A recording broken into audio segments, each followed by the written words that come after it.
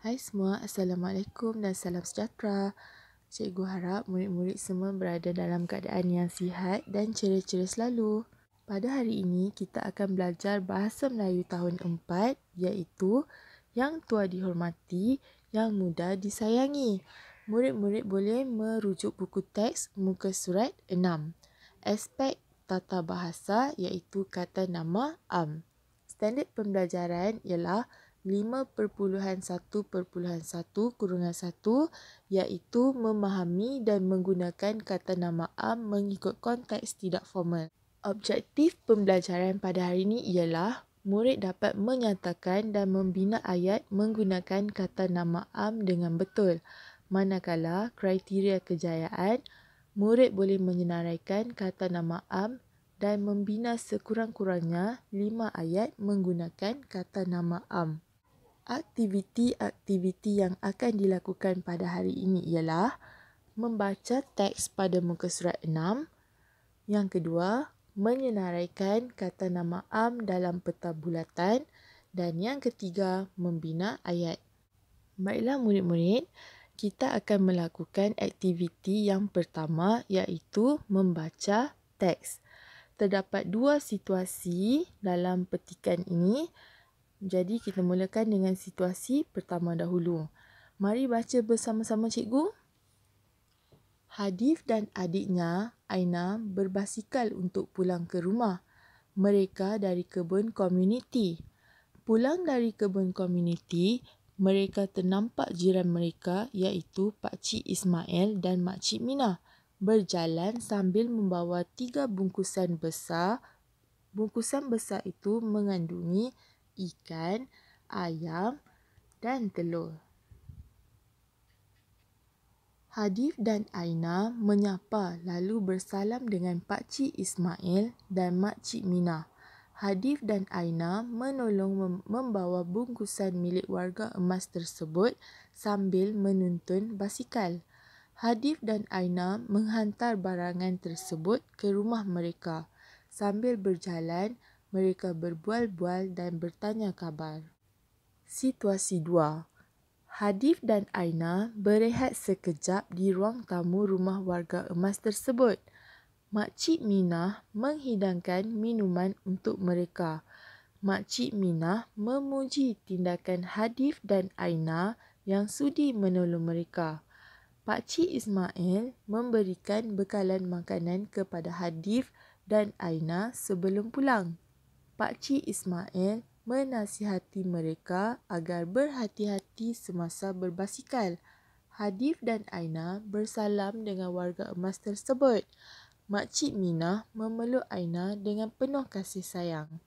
Baiklah murid-murid, sebelum kita ke aktiviti yang seterusnya, cikgu ingin menerangkan apa itu kata nama am.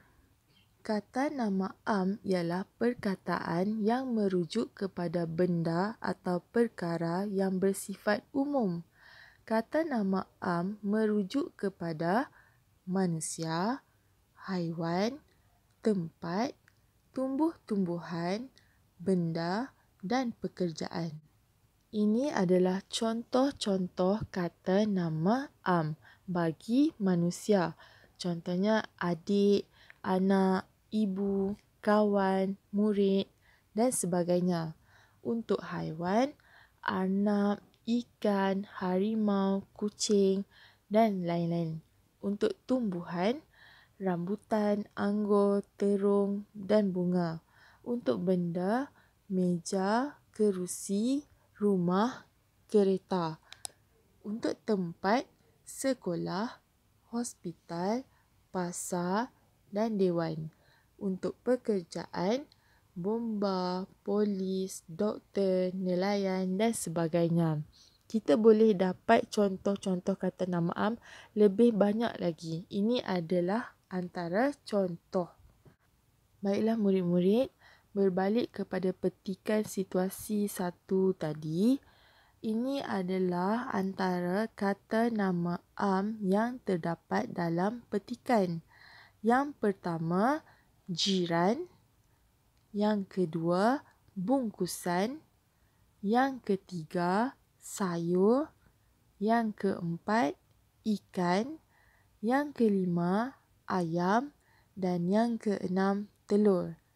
Seterusnya, pada perenggan kedua, kita berjumpa lagi bungkusan. Yang kedua, basikal. Dan yang ketiga, rumah.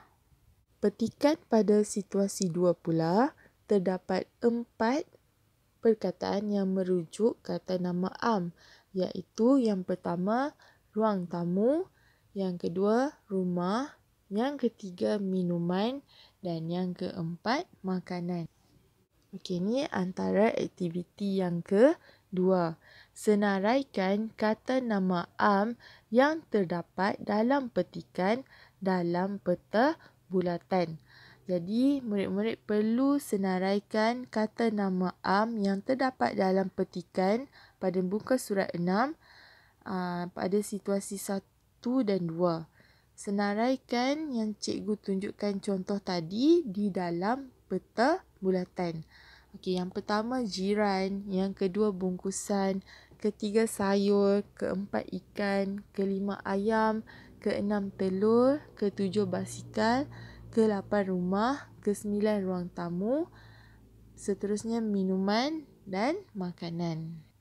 Aktiviti yang terakhir ialah bina 5 ayat menggunakan kata nama am.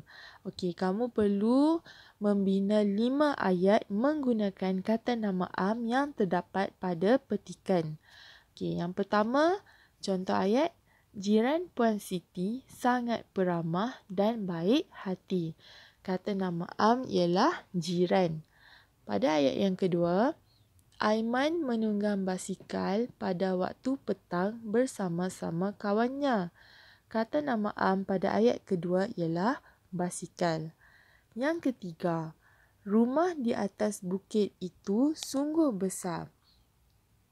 Kata nama am bagi ayat ketiga ialah rumah.